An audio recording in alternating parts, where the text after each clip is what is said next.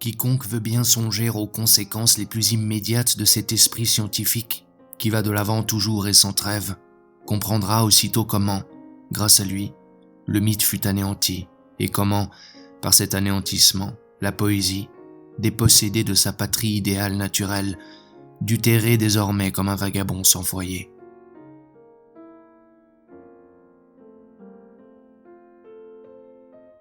La grande majorité des hommes, précisément, supportent la vie sans se plaindre trop fort et croient ainsi au prix de l'existence. Mais c'est justement parce que chacun ne veut et n'affirme que soi et ne sort pas de lui-même comme ses exceptions, tout ce qui n'est pas personnel est pour eux inaperçu ou aperçu tout au plus comme une ombre faible. Ainsi, là-dessus seulement repose le prix de la vie pour l'homme ordinaire, commun, qu'il attribue plus d'importance à soi qu'au monde. Le grand manque d'imagination dont il souffre fait qu'il ne peut pénétrer par le sentiment dans d'autres êtres et par là prend aussi peu que possible de part à leur sort et à leur souffrance. Celui au contraire qui pourrait véritablement y prendre part devrait désespérer du prix de la vie. S'il réussissait à comprendre et à sentir en soi la conscience totale de l'humanité, il éclaterait en malédiction contre l'existence, car l'humanité n'a dans l'ensemble aucun but, et conséquemment l'homme, en examinant sa marche totale, ne peut y trouver sa consolation, son repos, mais sa désespérance. S'il considère dans tout ce qu'il fait l'absence finale de but pour les hommes, sa propre action prend à ses yeux le caractère de la prodigalité.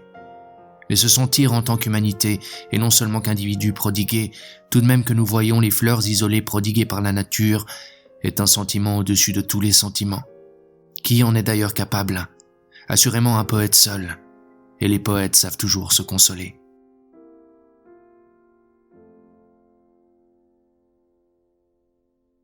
Aussi étrange que cela puisse paraître à notre époque, il y eut des poètes et des artistes dont l'âme était élevée au-dessus des passions, de leurs convulsions, de leurs extases, et qui de ce fait se plaisaient dans les sujets clairs et nets, les caractères dignes, les intrigues et les dénouements délicats.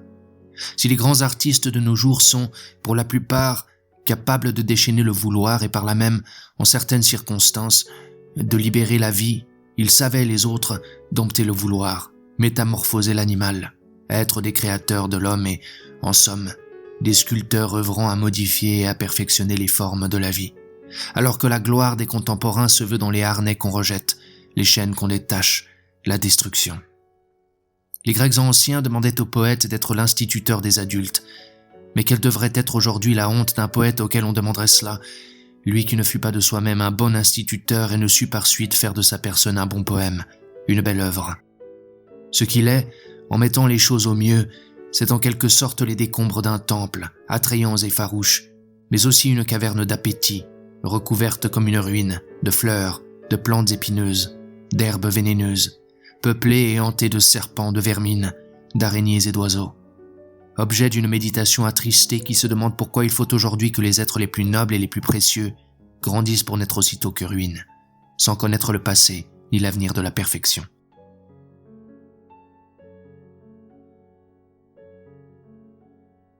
Ce qu'en dit Homère va droit au cœur, tant c'est vrai, tant c'est terrible.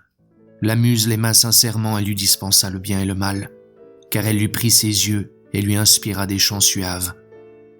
C'est là un texte inépuisable à la méditation. Le bien et le mal, voilà ce qu'elle dispense, voilà sa façon à elle d'amour sincère.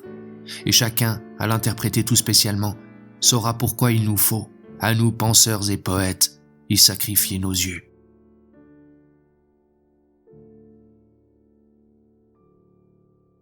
D'où vient-il donc que plus le monde est devenu intelligible, plus a diminué toute espèce de solennité?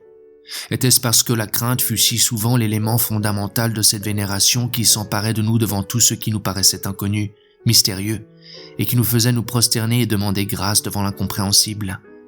Et le monde, par le fait que nous sommes devenus moins craintifs, n'aurait-il pas perdu de son charme pour nous? En même temps que notre disposition à la crainte, notre propre dignité, notre solennité, notre caractère redoutable ne serait-il pas devenu moindre?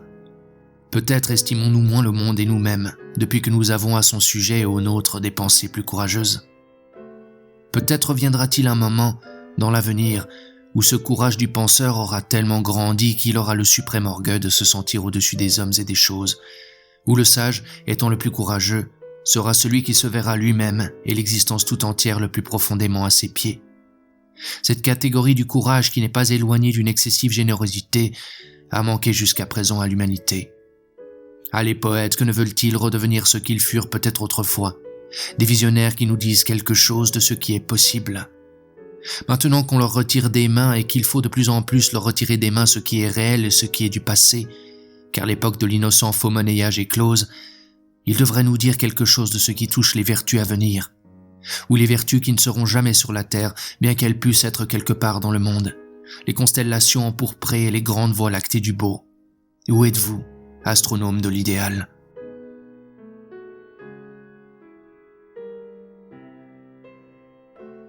Les amateurs du fantastique chez l'homme, qui représentent en même temps la doctrine de la moralité instinctive, raisonnent ainsi. En admettant que l'on ait vénéré de tout temps ce qui est utile comme divinité supérieure, d'où a bien alors pu venir la poésie? Cette façon de rythmer le discours qui, loin de favoriser l'intelligibilité de la communication, en diminue plutôt la clarté et qui, malgré cela, comme une dérision à toute convenance utile, a levé et lève encore sa graine partout sur la terre. La sauvage et belle déraison vous réfute, ô utilitaire, c'est précisément la volonté d'être une fois délivré de l'utilité qui a élevé l'homme, qui lui a inspiré la moralité et l'art. Eh bien, dans ce cas particulier, il me faut parler en faveur des utilitaires. Ils ont si rarement raison que c'est à faire pitié. C'est pourtant l'utilité, et une très grande utilité que l'on avait en vue dans ces temps anciens qui donnèrent naissance à la poésie, alors qu'on laissa pénétrer dans le discours le rythme, cette force qui ordonne à nouveau tous les atomes de la phrase, qui enjoint de choisir les mots et qui colore à nouveau la pensée, la rendant plus obscure, plus étrange, plus lointaine. C'est là, il est vrai, une utilité superstitieuse. On voulut graver les désirs humains dans l'esprit des dieux au moyen du rythme, après que l'on eut remarqué qu'un homme retient mieux dans sa mémoire un vers qu'une phrase en prose. Par le tic-tac rythmique, on pensait aussi se faire entendre à de plus grandes distances. La prière rythmique semblait s'approcher davantage de l'oreille des dieux. Mais avant tout, on voulait tirer parti de cette subjugation élémentaire qui saisit l'homme à l'audition de la musique.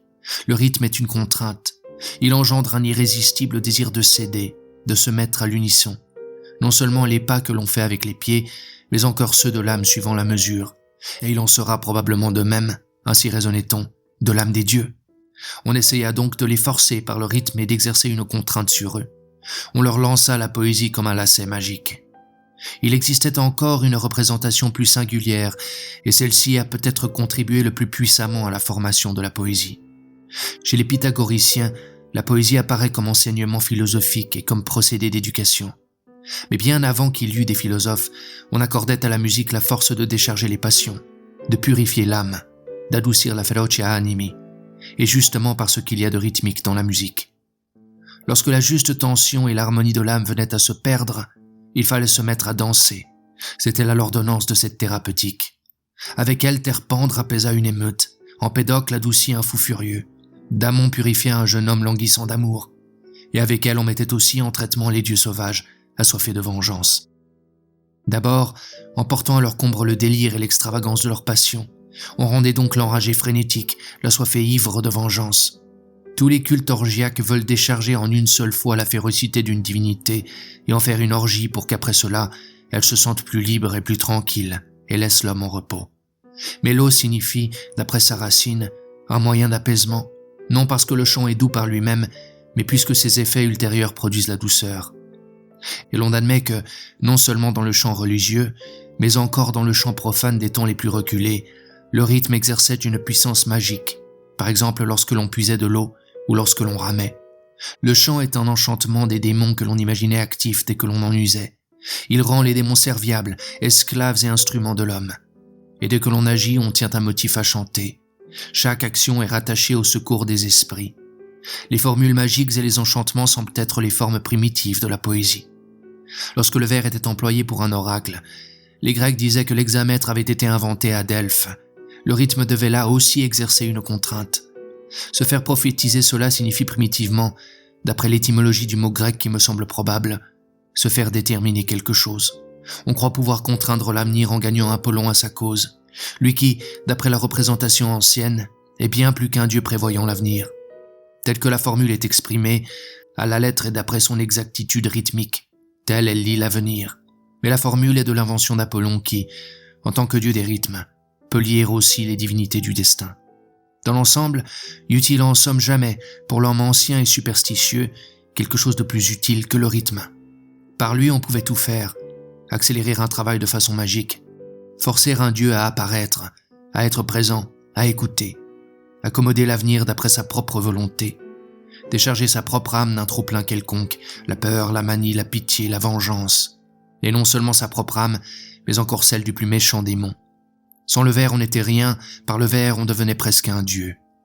Un pareil sentiment fondamental ne peut plus être entièrement extirpé. Et maintenant encore, après un travail de milliers d'années pour combattre une telle superstition, le plus sage d'entre nous devient à l'occasion un insensé du rythme, ne fût-ce qu'en ceci qu'il sent une idée plus vraie lorsqu'elle prend une forme métrique et s'avance avec un divin oupsa. N'est-ce pas chose très plaisante que les philosophes les plus sérieux, malgré toute la sévérité qu'ils mettent d'autre part à manier les certitudes, s'appuient toujours encore sur des sentences de poètes pour donner à leur idée de la force et de l'authenticité. Et pourtant, il est plus dangereux pour une idée d'être approuvée par les poètes que d'être contredite par eux. Car comme dit Homère, les poètes mentent beaucoup.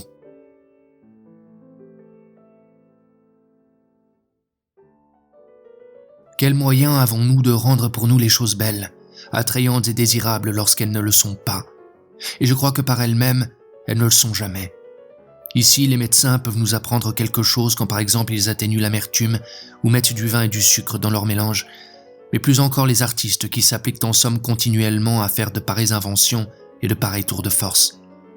S'éloigner des choses jusqu'à ce que nous ne les voyions plus qu'en partie et qu'il nous faille y ajouter beaucoup par nous-mêmes pour être à même de les voir encore, ou bien contempler les choses d'un angle pour n'en voir plus qu'une coupe, ou bien encore les regarder à travers du verre colorié ou sous la lumière du couchant, ou bien encore leur donner une surface et une peau qui n'a pas une transparence complète.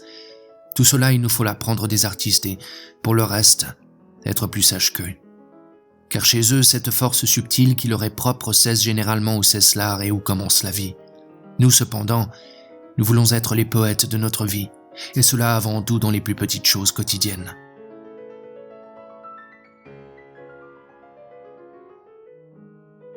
Sorcière du temps, de ta bouche baveuse découle lentement une heure après l'autre. En vain tout mon dégoût s'écrie, malédiction au gouffre de l'éternité.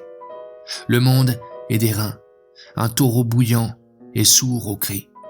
Avec l'éclat d'un poignard ma douleur écrit dans mon cerveau.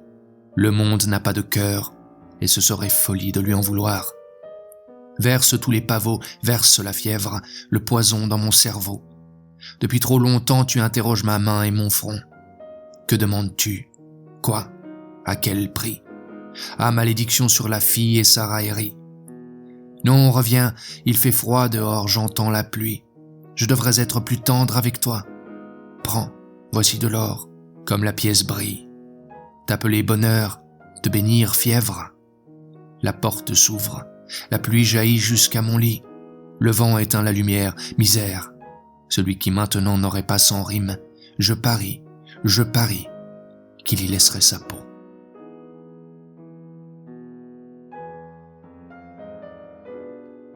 Je suis fatigué des poètes, des anciens et des nouveaux.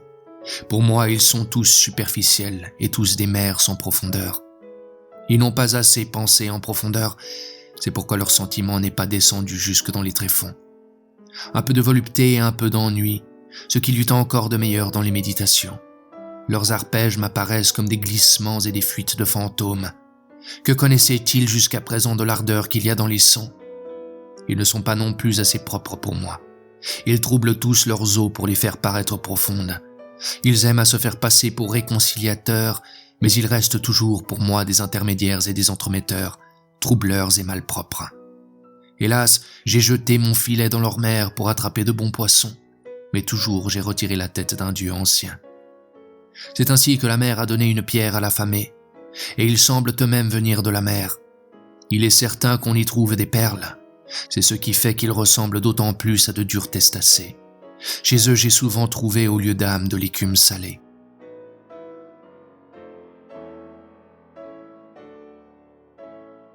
Quelqu'un a-t-il, en cette fin du XIXe siècle, la notion claire de ce que les poètes, aux grandes époques de l'humanité, appelaient l'inspiration?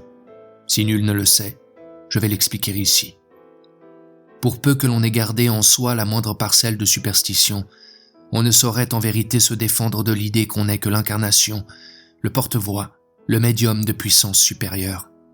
La notion de révélation, entendue dans ce sens que tout à coup, quelque chose se révèle à notre vue ou à notre ouïe, avec une indicible précision, une ineffable délicatesse, quelque chose qui nous ébranle, nous bouleverse jusqu'au plus intime de notre être, est la simple expression de l'exacte réalité. On entend, on ne cherche pas, on prend, on ne se demande pas qui donne. Tel un éclair, la pensée jaillit soudain avec une nécessité absolue, sans hésitation dans la forme. Je n'ai jamais eu à faire un choix. C'est un ravissement dont la prodigieuse tension se soulage parfois par un torrent de larmes, où nos pas, sans que nous le voulions, tantôt se précipitent, tantôt se ralentissent.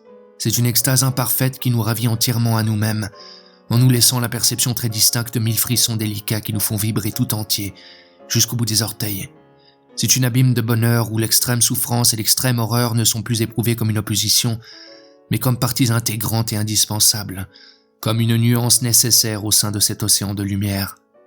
C'est un instinct du rythme qui embrasse tout un monde de formes, la grandeur, le besoin d'un rythme ample est presque la mesure de la violence de l'inspiration, et comme une sorte de compensation à un excès d'oppression et de tension. Tout cela se passe sans que notre liberté y ait aucune part, tandis que nous sommes entraînés, comme en un tourbillon, par un sentiment plein d'ivresse, de liberté, de souveraineté, de toute puissance, de divinité. Ce qu'il y a de plus étrange, c'est ce caractère de nécessité par quoi s'impose l'image, la métaphore. On perd toute notion de ce qui est image, métaphore. Il semble que ce soit toujours l'expression la plus naturelle, la plus juste, la plus simple, qui s'offre à vous. On dirait vraiment que selon la parole de Zarathustra, les choses elles-mêmes viennent à nous, désireuses de devenir symboles. Et toutes choses s'approchent à ta parole, elles te cajolent et te prodiguent leurs caresses, car elles veulent monter sur ton dos. Monter sur tous les symboles, tu chevauches ici vers toutes les vérités. Ici se révèle à toi l'essence et l'expression de tout ce qui est. Tout ce qui est veut s'exprimer ici, et tout ce qui devient veut apprendre de toi à parler. Telle est mon expérience de l'inspiration, et je ne doute pas qu'il ne faille remonter à des milliers d'années en arrière pour trouver quelqu'un qui ait le droit de dire « c'est aussi la mienne ».